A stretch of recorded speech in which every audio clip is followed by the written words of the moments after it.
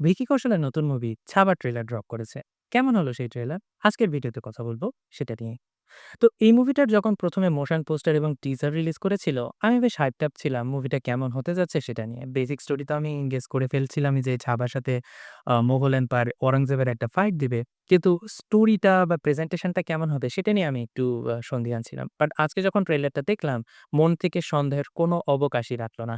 পুরো ট্রেলারটা খুব সুন্দরভাবে ডিজাইন করা এবং আ পুরো স্টোরিটা আমাদেরকে বলে দেয় ট্রেলারে। ফার্স্ট ৩ মিনিটের ট্রেলারে প্রায় স্টোরিতে কি হতে যাচ্ছে আমরা দেখব যে মোগল সম্রাট অরঙ্গজেবের হাতে ছাবার সাথে একটা ফাইট হবে এবং শেষ পর্যন্ত গিয়ে ছাবা হয়তো ক্যাপচার্ড হয়ে যাবে। পুরো স্টোরিটা আমাদেরকে বলে দিচ্ছে ট্রেলারের ভিতরে। কিন্তু তারপরেও মুভিটা দেখার জন্য যে একটা আ আকর্ষণ ক্রিয়েট করা বা অ্যাট্রাকশন ক্রিয়েট করা বা বাজ ক্রিয়েট করা সেটা ট্রেলারটা পুরোপুরি করছে।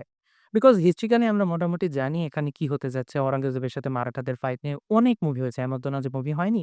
কিন্তু প্রেজেন্টেশনটা ছিল বেশ ইউনিক। ১ম এ যে ওয়াইড অ্যাঙ্গেল শটগুলো দিয়ে দেখানো হয়, একটা ব্যাটলফিল্ড এর শট থাকে, একটা বাসার শট থাকে। সেই ২ টা শট দিয়ে আমাদেরকে এস্টাবলিশ করা হয় মুভিটা লার্জ স্কেলে করা হচ্ছে। ভিকি কৌশলকে নিয়ে এত বড় লার্জ স্কেলে মুভি হয়েছে বলে তো আমার মনে হয় না। দেন মুভিটার যে প্রত্যেকটা ডায়ালগ গুলো দেওয়া হয়েছে ভিকি কৌশলের মুখে, প্রত্যেকটাই ওয়ার্ক করে।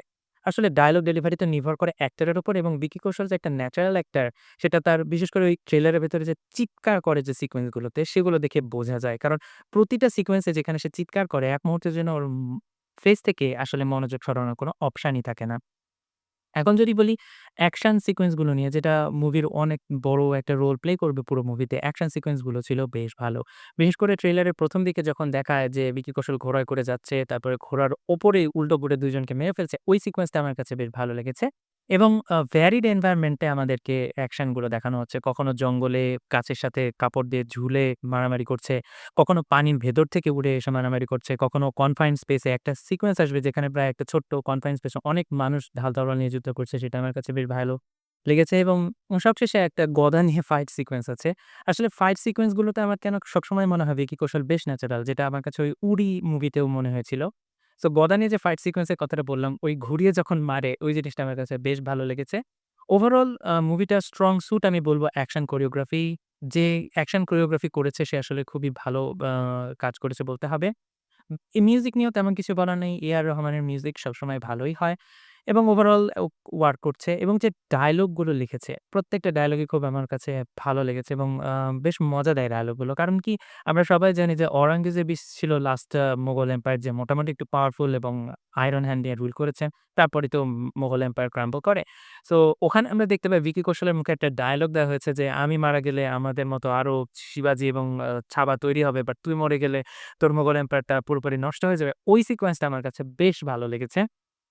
আসলে এখানে হিস্ট্রিক্যাল জিনিসটাকে নিয়ে যে রাইটার ছিল ডায়ালগে, সে আসলে খেলেছে এবং ডায়ালগগুলো ওয়ার্ক করছে। ভিকি কৌশলের মুখে ডায়ালগগুলো মানাচ্ছে। এটা আমার বেশ ভালো লেগেছে এবং আমি মনে হয় মুভিতে হয়তো ২-১ টা গান থাকবে, যেখানে আমরা দেখতে পাচ্ছি মুভির একটা সিকোয়েন্সে যেখানে ভিকি কৌশলকে ডান্স করতে দেখা যায়। মুভস গুলোও বেশ ভালোই ছিল।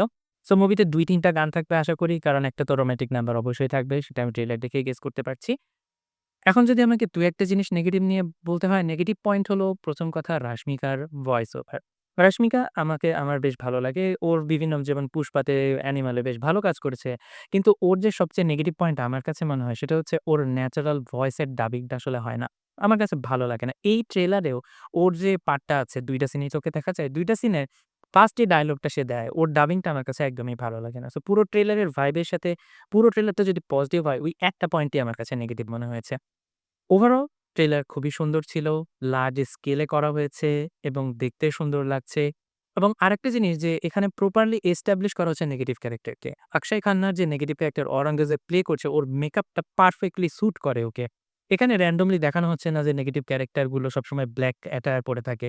যেটা আমরা অন্যান্য মুভিতে দেখতে পাই যে লাস্ট অজয় দেবগনের 'তানাজি' মুভিতেও দেখা যায় যে সাইফ আলি খানের ক্যারেক্টার মোটামুটি একটা কালো কাপড় বা কালো ড্রেস গুলো পরে থাকে। এখানে সেটা দেখানো হচ্ছে না। তাছাড়া নেগেটিভ ক্যারেক্টার গুলোর উপরে যে ব্লাক কালার রেটিং ইউস করা হয় সেটাও এখানে করা হয় না। একটা ন্যাচারাল টোন এ দেখানো হয়েছে। সেটা আমার কাছে বেশ ভালো লেগেছে। এবং অক্ষয় খান্নার যে এক্সপ্রেশন এবং তাকে বেশ মিনাসিং লাগছে এবং তার ব্যাকগ্রাউন্ডে যে মিউজিকটা দেওয়া হয় সেটা ছাবার ব্যাকগ্রাউন্ডে যে মিউজিক দেওয়া হয়েছে সেটার থেকে বেশি পাওয়ারফুল। আসলে এখানে ওইটা করার কারণটা হলো যে ছাবা তো আমাদেরকে এক্সপ্লেইন করে দিচ্ছে সে হচ্ছে আমাদের লিড এবং ওর যে বিভিন্ন চিৎকার করার সিকোয়েন্স গুলো দিয়ে তাকে বেশ পাওয়ারফুল দেখানো হচ্ছে।